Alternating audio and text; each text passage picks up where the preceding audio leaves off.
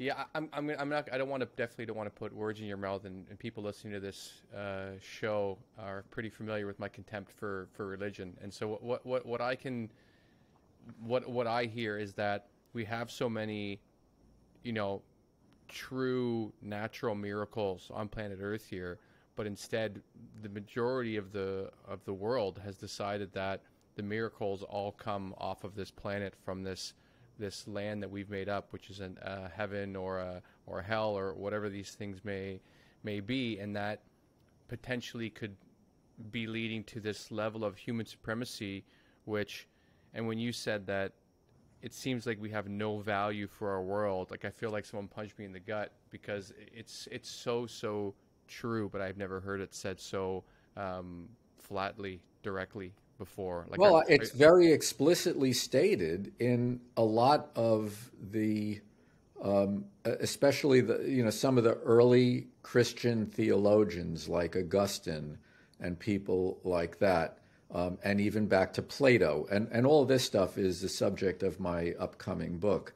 But Plato explicitly said that we need to ignore the world and we need to ignore our corrupting and our basically rotting bodies and yearn to get to the perfection that he imagined. Plato imagined these perfected forms, and they were outside space and time. And he thought that our thinking comes from our soul.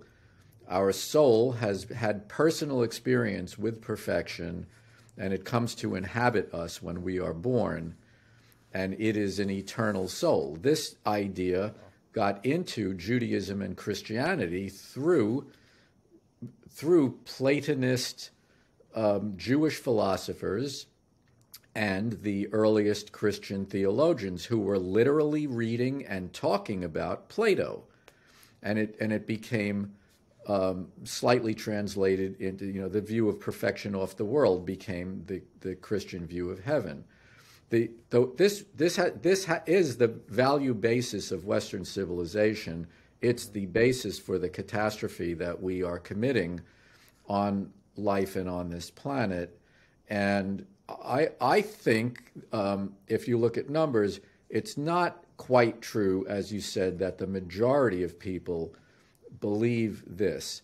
But Western civilization, not because it had a better idea, but because it was the least the least restrained in its use of violence to inflict its ideas on other people or simply to wipe them out when it encountered other people, spread. And most of the people in the world are not believers in the Abrahamic tradition. I think fewer than half.